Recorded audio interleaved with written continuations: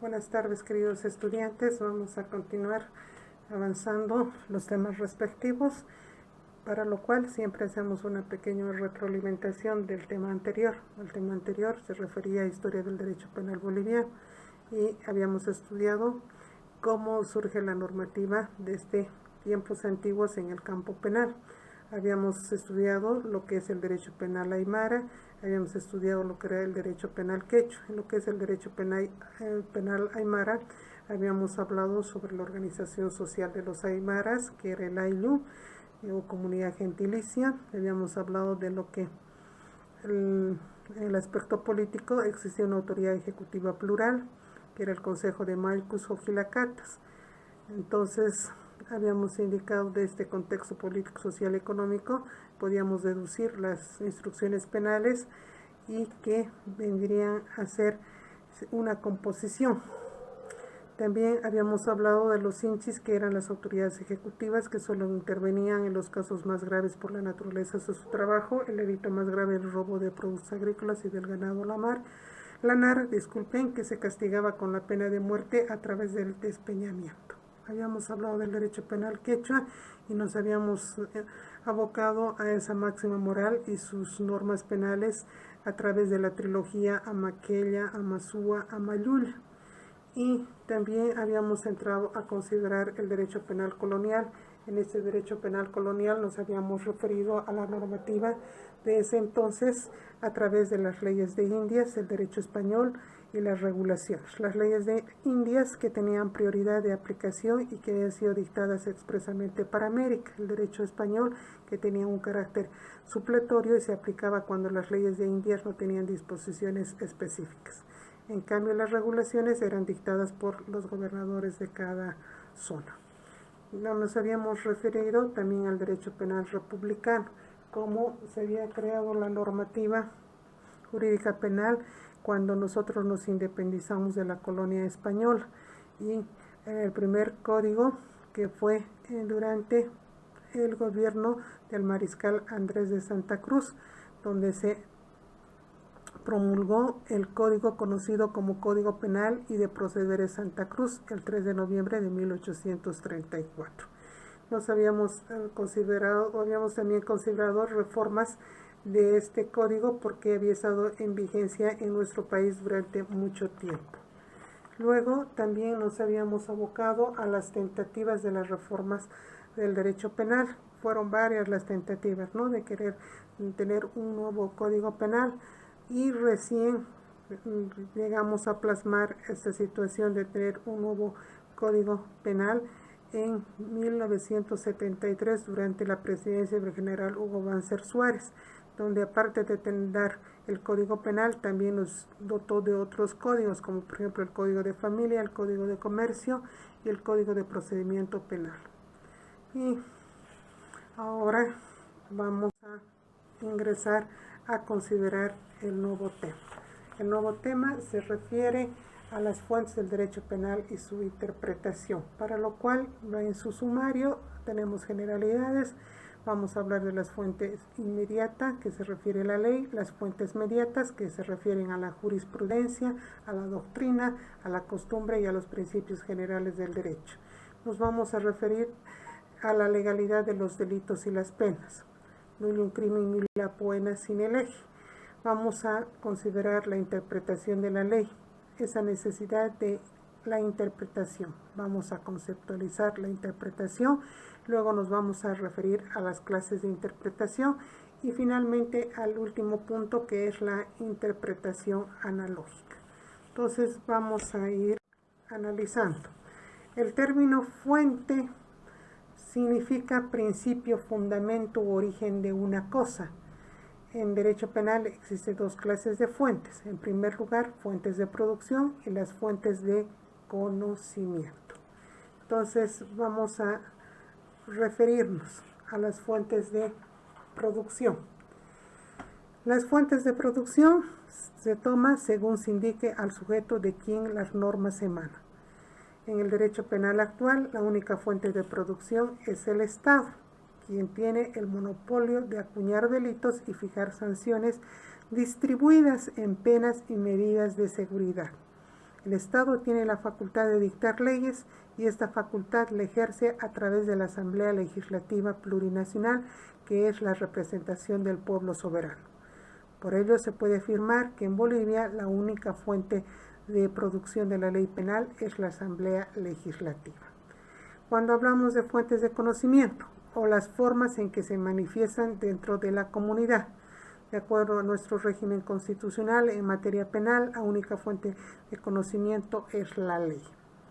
Entonces, como fuentes inmediatas, vamos a hablar la ley y decimos, son manifestaciones estatales de voluntad cuyo contenido se concreta en un mandato o una prohibición. Cuando hablamos de la ley de manera general, tomamos el criterio de Planeol que dice norma social obligatoria establecida por la autoridad pública con carácter permanente y sancionada por la fuerza. También podemos decir que la ley es una prescripción dictada por el órgano competente del Estado según el procedimiento establecido por la Constitución. La ley ordena o prohíbe algo de acuerdo con la justicia y para el bien de la comunidad. Entonces, como fuente inmediata tenemos la ley, en este caso la ley penal. Existe uniformidad de criterios para afirmar que la única fuente de conocimiento es la ley penal. Ella es la que define las conductas delictivas y establece las penas. Este principio se halla consagrado en la Constitución Política del Estado, que señala que nadie puede ser condenado sin antes haber sido oído y juzgado por una ley anterior al hecho. ¿Cuáles son las características de la ley? Para lo cual vamos a tomar el criterio de Luis Jiménez de Azúa y que indica que la ley es exclusiva, es obligatoria, es ineludible, es igualitaria y es constitucional. Entonces, cuando decimos que la ley es exclusiva, porque solo la ley crea delitos y establece las sanciones respectivas. Es obligatoria porque obliga a todos los habitantes del territorio nacional, todos los que se encuentran en el interior, así como en las fronteras. Ineludible, porque solo puede ser derogada por una nueva ley. Igualitaria, ya que todos somos iguales ante la ley por precepto constitucional. Cuando hablamos de lo que la ley es constitucional, porque es elaborada por el órgano legislativo de acuerdo a las atribuciones que les confiere la Constitución Política del Estado.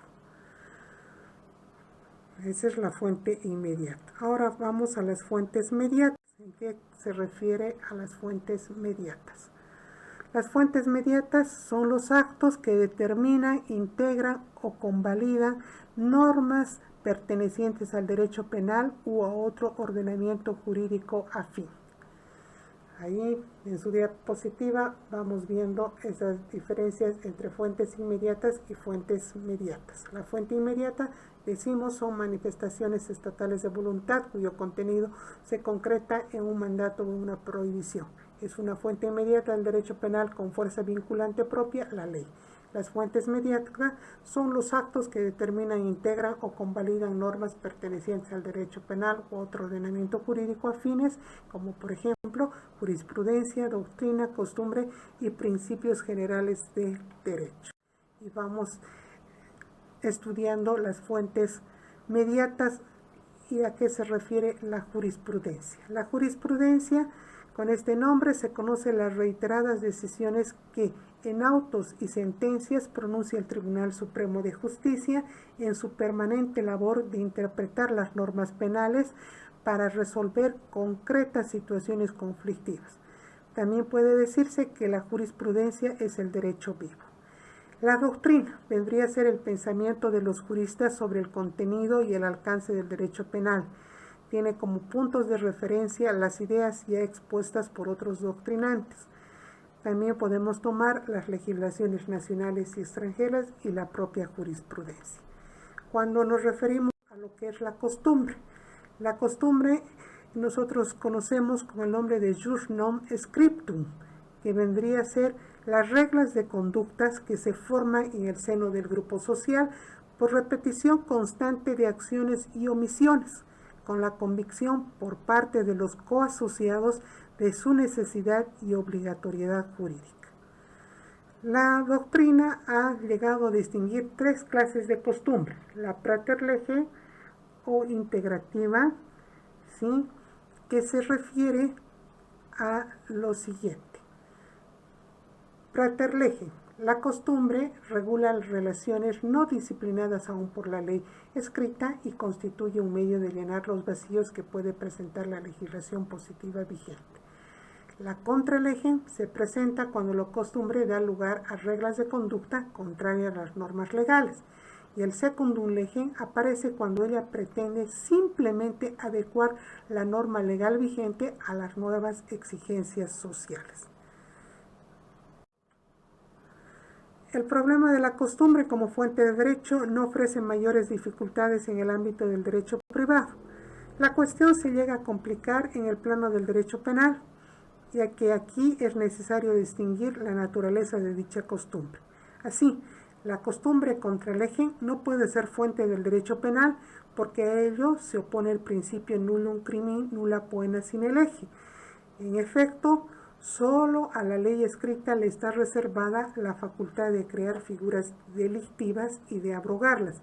Mientras la norma positiva exista, el juez no puede menos de aplicarla, aun cuando parezca manifiesta su inconveniencia o su deficiencia. Los principios generales del derecho, para lo cual tomamos el criterio de Luis Jiménez de Azúa. Para este autor, los principios generales del derecho no son otra cosa que normas de cultura.